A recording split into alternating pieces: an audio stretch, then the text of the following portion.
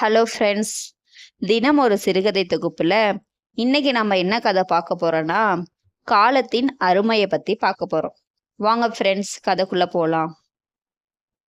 விஜயபுரி என்ற ஒரு நாட்டை விவேகவர்மன்கிற ஒரு அரசன் ஆட்சி செஞ்சுட்டு வந்தான். அந்த அரசவையில பார்த்தீங்க அப்படின்னா, நல்லா படிச்ச பேரறிஞர்கள் இடம்பெற்று இருந்தாங்க. அந்த அரசர் எப்போதுமே நல்லா நமது நாட்டு மக்கள் நல்லா இருக்கணும், நல்ல கல்வி போதிக்கணும் அப்படின்னு சொல்லிட்டு, எப்போதுமே அந்த நாட்டுக்கு நல்ல கல்வியும், மருத்துவத்துறையில முன்னேறணும்னு சொல்லிட்டு நெறைய அவர் செஞ்சுட்டு வந்தார்.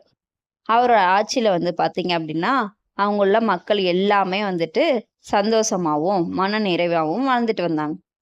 அப்படி ஒரு நாள் இருக்கும்போது, அந்த அரசருக்கு ஒரு சந்தேகம் வந்துச்சு. அப்போ அதுக்கு அடுத்த நாளே அரசவையை கூட்டி விவேகவர்மன் என்ன கேள்வி கேட்டாங்க அப்படின்னா, அந்த அறிஞர் எல்லாத்தையும் பார்த்து, இந்த உலகத்திலேயே மிகவும் மதிப்பு வாய்ந்த பொருள் எதுன்னு சொல்லி கேட்டாங்க. அந்த கேள்வியை கேட்டதும் அங்க இருந்த அறிஞர்ல முதல் அறிஞர் எந்திரிச்சு என்ன பதில் சொன்னாங்க அப்படின்னு பாத்தீங்கன்னா, அரசே, வாழ்க்கையில மிகவும் மதிப்பு வாய்ந்த பொருள் உயிர்தான் சொன்னாங்க. உயிரில்லை என்றால் நாம் வாழ்க்கையில் ஒன்றுமே அனுபவிக்க முடியாது என்றாங்க. இதை கேட்டோன்னே இரண்டாவது அறிஞர் எந்திரிச்சு என்ன சொன்னாங்க அப்படின்னா, மன்னா, வாழ்க்கையில் மிகவும் முக்கியம் வாய்ந்தது அறிவுதான். அறிவில்லாமல் ஒருவரும் வாழ முடியாது என்று பதிலளித்தாங்க.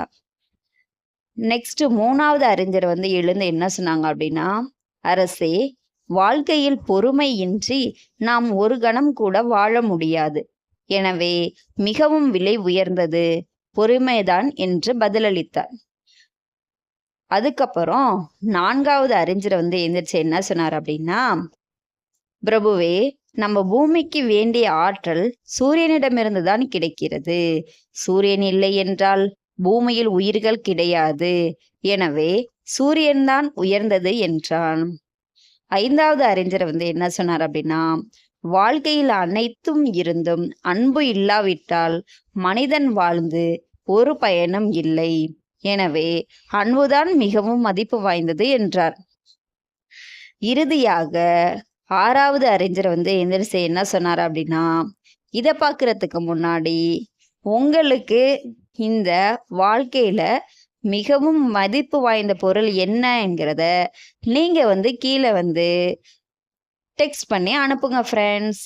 வாங்க லாஸ்ட்ல அந்த ஆறாவது அறிஞர் என்ன சொன்னான்னு சொல்லிட்டு நம்ம பார்ப்போம். அந்த ஆறாவது அறிஞர் என்ன சொன்னார்னு பார்த்தீங்கன்னா, அரசே, காலம்தான் அனைத்தையும் விட மிக மிக மதிப்பு வாய்ந்த பொருள். நமக்கு காலம் இல்லையானால் உயிர் இருந்து என்ன பயன்? அறிவை பயன்படுத்த எதற்கு நேரம்?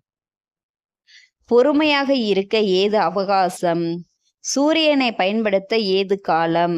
அன்பு காட்ட ஏது வாய்ப்பு? எனவே உலகிலேயே மிகவும் மதிப்பு வாய்ந்த பொருள் காலம்தான். இந்த மாதிரி அந்த அரசவையில இருந்த 6 அறிஞர்களும் ஒண்ணு சொன்னாங்க. முதல் அறிஞர் என்ன சொன்னாங்க, இந்த உலக வாழ்க்கையிலே மிகவும் மதிப்பு வாய்ந்த பொருள் உயிர்தான் சொன்னாங்க. ரெண்டாவது அறிஞர் என்ன சொன்னாங்க, பொறுமைதான் சொன்னாங்க. மூணாவது அறிஞர் என்ன சொன்னாங்க, அறிவுதான் சொன்னாங்க. நாலாவது அறிஞர் என்ன சொன்னாங்க, சூரியன் சொன்னாங்க. ஐந்தாவது அறிஞர் என்ன சொன்னாங்க, அன்புன்னு சொன்னாங்க.